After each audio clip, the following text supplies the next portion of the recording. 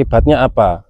Masalahnya apa? Penyebabnya apa? Kenapa harga kambing di titik terendah? Ya karena kebiasaan dari masyarakat kita. Jadi tahan dulu, jangan terbawa terbawa situasi kebiasaan seperti itu. Jangan kita terbawa situasi keadaan yang sudah biasa tapi biasa salah ya maksudnya. Jadi kesalahan itu akan selalu diulang-ulang. Kesalahan tersebut akan selalu diulang-ulang. Beda halnya dengan peternak besar yang mereka sudah mempunyai konsep terus sistem tersendiri yang sudah rapi. Beda dengan peternak kecil yang tidak mau belajar masalah penjualan. Mereka nggak mau ribet masalah penjualan. Disclaimer dulu, setiap peternak itu mempunyai pengalaman masing-masing, terus juga mempunyai pandangan masing-masing. Di sini pure dari analisa saya, dari pengalaman saya. Nah ini ya, kelemahan dari peternak kecil tuh yaitu kurang tahunya ilmu marketing atau tidak tahu cara menjualnya. Banyak yang mengira beternak kambing itu pasti untung, padahal kenyataannya banyak peternak kecil justru berjuang di balik harga yang terus jatuh dan pasar yang tidak berpihak. Di video ini kita akan membahas realita yang jarang diungkap, dari kenapa harga kambing sering anjlok, kesalahan terbesar peternak kecil, kurangnya ilmu marketing, dan dampaknya permainan tengkulak dan sistem pasar. Dan terakhir, solusi agar peternak bisa naik kelas. Ini bukan sekedar cerita, tapi gambaran nyata dari kehidupan peternak di lapangan. Kalau kalian peternak atau ingin memulai beternak, video ini wajib ditonton sampai habis.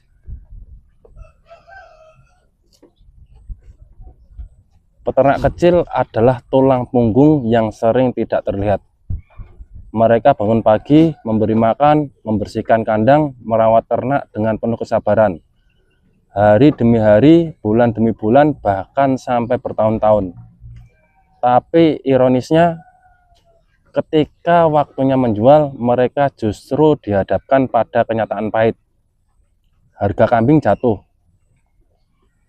Bukan sekali, tapi sering. Dan lebih menyakitkan lagi, bukan karena kualitas kambing mereka buruk, tapi karena sistem yang tidak berpihak. Masalah pertama yang paling sering terjadi adalah kurangnya ilmu marketing. Sebagian besar peternak kecil hanya fokus memelihara. Mereka ahli dalam merawat kambing, tapi lemah dalam menjual. Mereka menunggu pembeli datang atau bergantung pada tengkulak. Padahal di era sekarang, yang kuat bukan hanya yang punya barang, tapi yang bisa menjual dengan cerdas. Masalah kedua, ketergantungan pada tengkulak. Ketika peternak tidak punya akses pasar, maka satu-satunya jalan adalah menjual ke perantara. Dan disinilah harga mulai dikendalikan. Peternak tidak punya posisi tawar, harga ditentukan sepihak, kadang bahkan dipermainkan. Peternak butuh uang cepat, akhirnya terpaksa menjual dengan harga rendah. Masalah ketiga, tidak ada branding. Banyak peternak menjual kambing sebagai produk biasa, tanpa cerita, tanpa nilai tambah. Padahal kalau dipikir, kambing itu bisa punya nilai lebih. Kambing sehat, pakan alami, perawatan baik, itu semua bisa jadi nilai jual. Tapi karena tidak dikemas dengan baik, akhirnya tetap dihargai murah. Masalah berikutnya, tidak memanfaatkan teknologi. Di zaman sekarang, orang jualan bisa lewat HP, lewat video, live streaming di media sosial. Tapi banyak peternak belum masuk ke sana. Padahal peluangnya besar. Bayangkan, Kalau satu peternak bisa jual langsung ke pembeli tanpa perantara, harga bisa naik, keuntungan bisa double. Lalu ada juga faktor lainnya. Faktor lainnya itu apa? Mental peternak yang terlalu cepat puas. Begitu kambing laku, meski murah, yang penting sudah jadi uang. Padahal kalau sedikit bersabar, mencari pembeli lebih luas, hasilnya bisa jauh lebih tinggi. Tapi semua ini bukan berarti peternak kecil tidak bisa sukses. Justru sebaliknya, peternak kecil punya keunggulan. Lebih telaten, lebih dekat dengan ternaknya, lebih fleksibel. Yang kurang hanya satu, yaitu strategi. Sekarang waktunya berubah. Peternak tidak cukup hanya bisa merawat, tapi juga harus bisa menjual. Mulai belajar dari membuat konten, live jualan, bangun kepercayaan, bangun jaringan pembeli. Jangan hanya jual kambing, tapi jual cerita, kualitas, dan juga kepercayaan. Karena ke depan yang akan bertahan bukan yang paling besar, tapi yang paling adaptif. Peternak kecil bukan berarti harus terus kecil. Kalau cara berpikir berubah, cara jual berubah, dan keberanian untuk belajar ada, maka peternak kecil bisa naik kelas. Dan satu hal yang harus diingat, harga kambing jatuh itu masalah, tapi cara kita merespon itu penentu masa depan. Beda halnya dengan peternak besar. Kalau peternak besar kan dia sudah mempunyai sistem, sudah mempunyai konsep sendiri, dari perawatannya, terus dari marketingnya. Mereka mempelajari, kalau peternak besar itu mempelajari, jadi mereka mempunyai brand sendiri. Beda dengan peternak kecil yang tidak mau belajar masalah penjualan. Mereka nggak mau ribet masalah penjualan. Akhirnya harga kambing ditekan, terus kebanyakan mereka mengeluhnya harga kambing anjlok. Padahal kalau kita bisa memainkannya di situ, mau belajar di ilmu marketing itu harga kambing itu sebenarnya stabil. Harga kambing stabil. Kalau memang toh naik turun tuh memang itu ada siklusnya. Itu ada siklus tersendiri di mana harga kambing di titik terendah, di mana harga kambing di titik tertinggi. Itu ada siklusnya, tapi nggak signifikan. Apalagi ketika bulan Ramadan ya. Apalagi bulan Ramadan. Bulan Ramadan itu memang siklus di mana harga kambing itu di titik terendah. Akibatnya apa? Masalahnya apa? Penyebabnya apa? Kenapa harga kambing waktu bulan Ramadan itu bisa di titik terendah?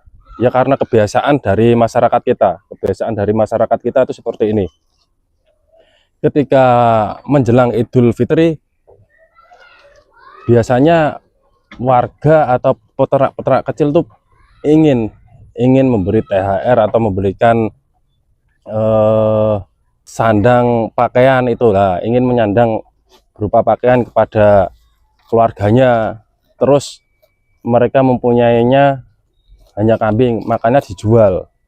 Rata-rata kalau peternak kecil di desa-desa kan seperti itu, hanya mengandalkan itu, ibaratnya ternak tuh hanya sebatas tabungan,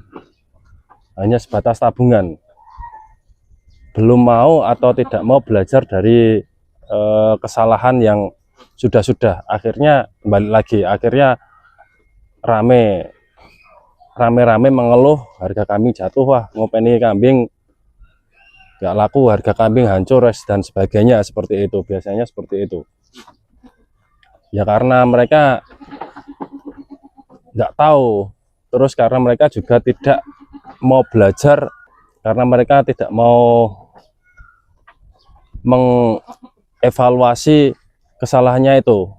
Jadi kesalahan itu akan selalu diulang-ulang, kesalahan tersebut akan selalu diulang-ulang. Beda halnya dengan peternak besar yang mereka sudah mempunyai konsep terus sistem tersendiri yang sudah rapi. Dari mereka merawat kambing dari kecil, pembesaran, produk, terus breeding, pembangbiakan dari kecil sampai besar, terus besar dia menjualnya kemana, mereka sudah mempunyai sistem sendiri, sudah mempunyai konsep sendiri. Ya, itu yang tidak dimiliki oleh peternak kecil seperti itu. Dia tidak mempunyai konsep, jadi ternak tuh asal ternak buat tabungan aja, Nah, kalau tabungan, kalau jualnya pas momen yang dipas tuh nggak apa-apa, dia akan untung. Tapi ketika menjualnya di momen yang tidak pas, ya itu akan rugi banyak. Rugi banyaknya ya kalau dihitung-hitung dari dia biaya ngarit, tenaga kan pakai, bensin pakai. Ya. Kalau dihitung secara detail itu pasti akan mengalami kerugian. Beda halnya dengan tengkulak atau bakul atau belantik. Dia tahu, dia bisa memanfaatkan momen. Dalam arti, ketika petani berlomba-lomba, petani kecil berlomba-lomba menjual kambing karena kebutuhan, sebenarnya bukan karena kebutuhan, tapi karena apa ya? Karena kebiasaan, kayak gitu. Karena kebiasaan, akhirnya dimanfaatkan sama belantik sama tengkulak, dimanfaatkan untuk menekan harga karena merasa butuh seperti itu. Akhirnya dimanfaatkan seperti itu. Nah, caranya gimana? Caranya yuk kita belajar. Ayo belajar. Jadi belajar dan bisa mengevaluasi kekurangan kita. Jadi misalnya bulan Ramadan ya, oke, boleh kita memberi sandang pakaian kepada saudara kita. Tapi kalau bisa jangan menjual ternak, karena apa, dari Idul Fitri ke Idul Adha itu serangnya cuma 2 bulan. Nah, kalian manfaatkan 2 bulan itu untuk mengejar keuntungan dulu. Nah, setelah itu baru dari keuntungan itu kalian bisa membelikan bibit baru. Terus untungnya juga bisa kalian belikan sandang kepada keluarga kalian. Jadi tahan dulu, jangan terbawa situasi kebiasaan seperti itu. Jangan kita terbawa situasi keadaan yang sudah biasa tapi biasa salah ya, maksudnya biasa salah jangan dibiasakan seperti itu. Makanya kita harus bisa mengevaluasi kesalahan kita seperti apa, kayak gitu. Kalau kita ingin mengejar keuntungan seperti itu, kita harus mau belajar, kita harus bisa mengevaluasi kekurangan kita. Kalau kamu peternak dan pernah mengalami hal ini, tulis di kolom komentar, kita belajar bareng, kita sharing bareng, kita bangun bersama.